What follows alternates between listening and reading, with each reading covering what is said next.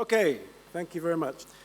So long and thanks for the fish sentience, and inconvenient truth. And thanks for the title, Douglas. There's an English idiom, it's raining cats and dogs, and a biblical verse, raining fish or even frogs. And raining fish is not such an uncommon phenomenon. Recorded 22 times throughout the ages, Singapore, 1861, and Honduras, 2017. There are three key messages I want you to take away from this talk. The first is that it's been confirmed that fish now feel pain and are conscious, which opens up a can of worms for their humane slaughter and how this inconvenient truth goes down with the fishing industry. But first, let's understand the difference between welfare and ethics. Two words often used synonymously. Animal welfare uses 5 freedoms to determine if an animal is suffering. Sparfish are deliberately starved to force them to eat an abnormal diet. Farm fish are often kept in totally overcrowded conditions. Clownfish feel stressed if their anemones are bleached. The vast majority of fish we eat die gasping for air on deck. And this tuna is experiencing both fear and distress. To define ethics, let's clarify the difference between consciousness and conscience. Consciousness is the state of being aware of one's surroundings. Conscience is an inner feeling acting as a guide in making moral judgments. The mirror test is a test of self-recognition, self-awareness. It determines whether an animal can recognize itself and has consciousness. This young gorilla is encountering a mirror for the first time in its life. In 2018, a cleaner wrasse was the first fish to pass the mirror test. Thus, fish have finally joined the elite vertebrate consciousness club. Whereas animal welfare is a guide on how we should maintain animals in captivity, animal ethics is the moral consideration of how we should treat them. Man has developed a conscience which allows him to make moral judgments, to differentiate right from wrong, good from evil. The Cambridge Declaration was signed in 2012 to make the world more aware of animal rights. We are possibly the only species on Earth with a conscience, with the ability to be retrospective and understand the consequences of our actions. And in our human superiority, understand whether animals feel pain and suffer. The conscience is honed by those of us who are close to us. For our conscience is only as good or as bad as the society in which we live. Sentience is the ability to feel pain. Specialized nerve endings called nociceptors report negative stimuli to appropriate centers in the brain. In 2003, it was demonstrated that rainbow trout have nociceptors on their lips and feel pain. And in 2017, Lynn Seddon demonstrated definitively that zebrafish feel pain. But current scientific thinking is that sharks do not feel pain, as they have less nociceptors than bony fish. Although nociceptors have been documented in a wide range of invertebrates, including cockroaches, leeches, and fruit flies. Ashlyn is one of 1 million humans who do not feel pain. Many sufferers of CIP die during childhood. The ability to detect dangerous stimuli is an adaptation for survival. Evolved early warning system to avoid being eaten. Fish living in very different environments have evolved appropriate receptors for survival. So let's look at perception first, the way fish interpret the environment in which they live. All fish have evolved the lateral line to detect water depth and pressure, prey and predators, sense current movements and orientations in the currents to avoid collisions and to coordinate shoaling. It's a fluid-filled canal lined with modified hair cells called neuromasts, sensing vibration and movement. As we have no need for a lateral line on land, it has been reduced to the vestigial semicircular canals. But for fish, it's the most important sensory organ they have by far. Fish use their sense of sight in clear water, but in murky water, the elephant-nosed fish uses electrolocation to find its prey, while rays use electroreception to detect a prey's electrical emission. Many catfish use a sense of smell and taste to locate their prey. The shark uses its adept nose for picking up smells, and in conjunction with its lateral line, estimating the location, the nature, and the distance of their prey. Sound plays an important role in various fish behaviors for reproduction, feeding, and territorial disputes. And sharks can also detect sounds in their inner ear, locating prey potentially kilometers away. And mudskippers are vocal on land. So fish have adapted to their aquatic environment in many different ways compared to our terrestrial environment. Until 2 years ago, fish were unintelligent, lacked consciousness, and did not feel pain. Our primitive vertebrate cousins from the sea. As professional educators know, passing an intelligence test doesn't mean you are intelligent, for it depends purely on what you are measuring. When alarmed, gobies have learned to jump back to the safety of their pools as opposed to jumping onto exposed sandbanks.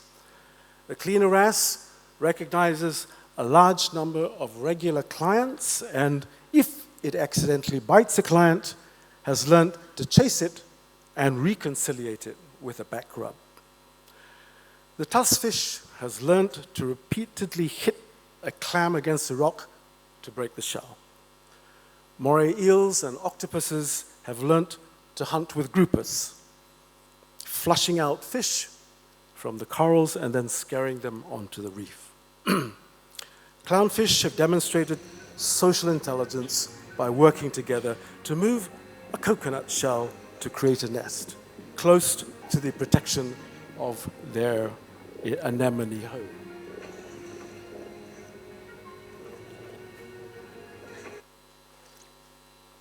One reason why we consider fish primitive and unintelligent is because of the way we have classified their evolution.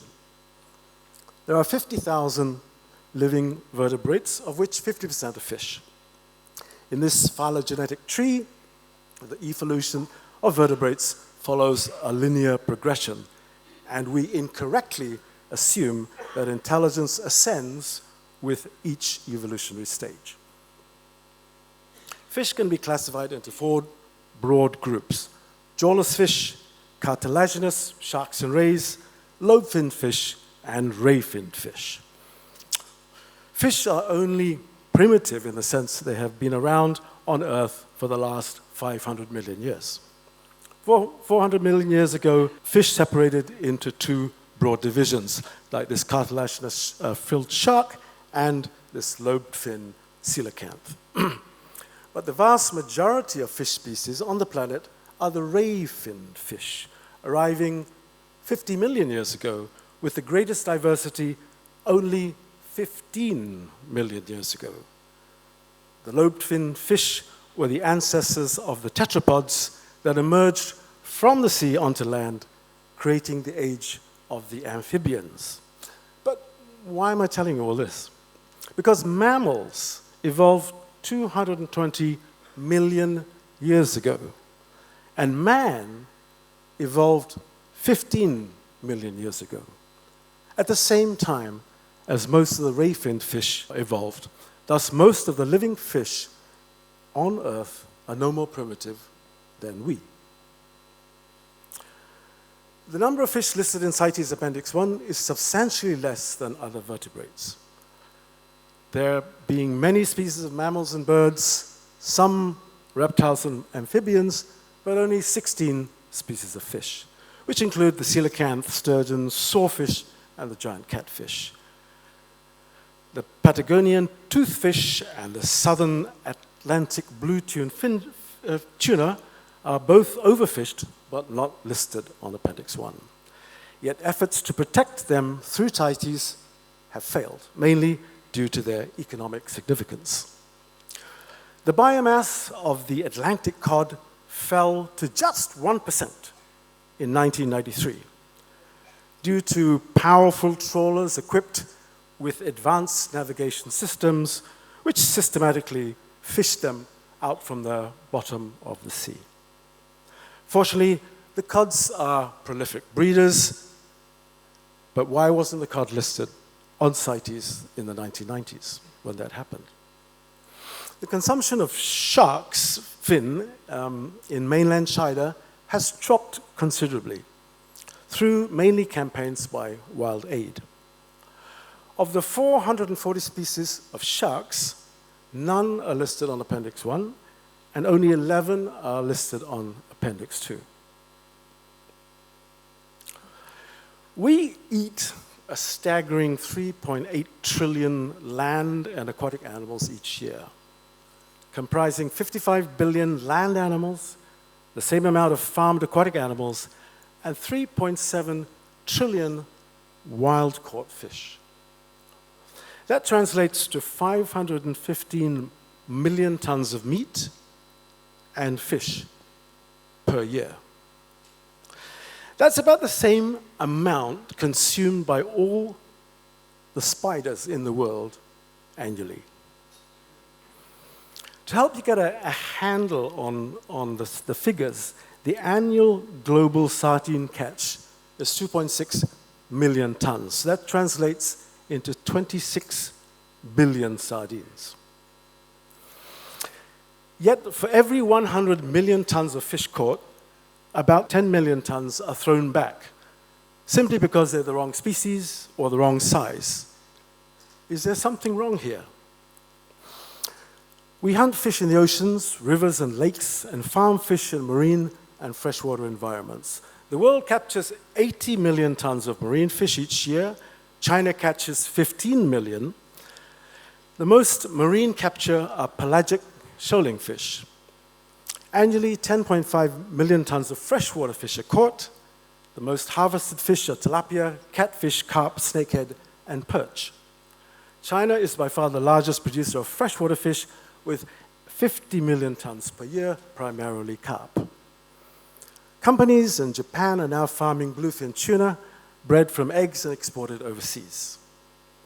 And salmon, European bass, bream, and trout are the main fish farmed in Europe and the Americas. So the inconvenient truth is that the fishing industry has to comprehend fish sentience and eventually accommodate it. The EU now considers fish as sentient animals and their animal welfare laws, but no other countries have yet to follow suit. Like climate change, fish sentience has a host of lobbyists and detractors. Killing fish humanely imposes a huge financial and logistical impact on the fishing industry. Compliance with animal welfare laws means the fishing industry will have to dramatically alter its approach to capture and slaughter. Fish farms will have to adopt new methods of slaughter. Commercial trawlers will have to upgrade their equipment to kill fish humanely, and large trawlers will have to think their catch size completely. Companies that export seafood to the EU will have to adopt humane methods for slaughter before they can ship their fish to the EU. But on the flip side, these companies have to remain competitive against the Russians, Chinese, and Japanese trawlers, whose governments will not amend their Animal Welfare Act so quickly, if at all, thus putting these fishing companies at a serious commercial disadvantage. For China has a subsidized distant water fleet operating in 93 country waters, whose boats are routinely apprehended for fishing illegally. The global fishing industry is controlled by 30 large and powerful companies, which control 40% of the world's market, especially in the lucrative species like salmon, tuna, and trout. The two world's largest seafood processing companies are Japanese. The largest tuna fishing companies are Thai and South Korean. Salmon farming is dominated by Norway and aquafeed by the Dutch and Norwegian companies. In 2018, 10 of the largest global players signed a statement to improve transparency and traceability in their supply chains. Scientists have to convince these global players that accepting fish sentience is not detrimental to the fishing industries. The most impact can be made in aquaculture.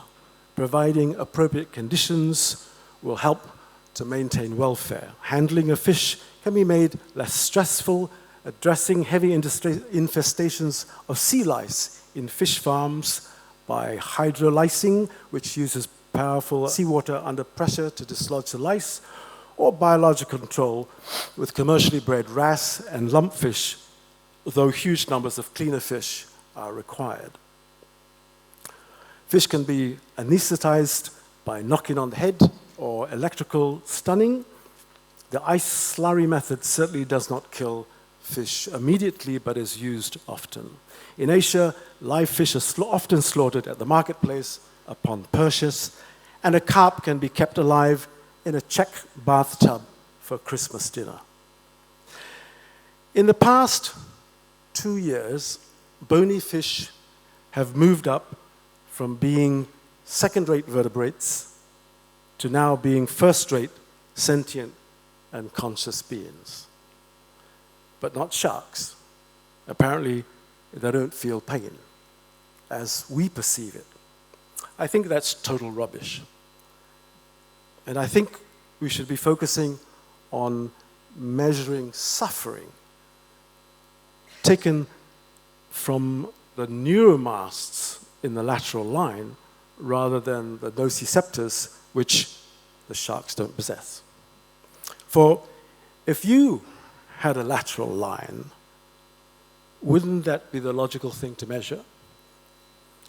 Veterinarians trained in the USA before 1989 were taught to ignore pain in mammals, let alone fish and invertebrates. And knowing that the giant Pacific octopus has 3 hearts, 9 brains, and numerous nociceptors in its heads and tentacles, should we be grilling it alive?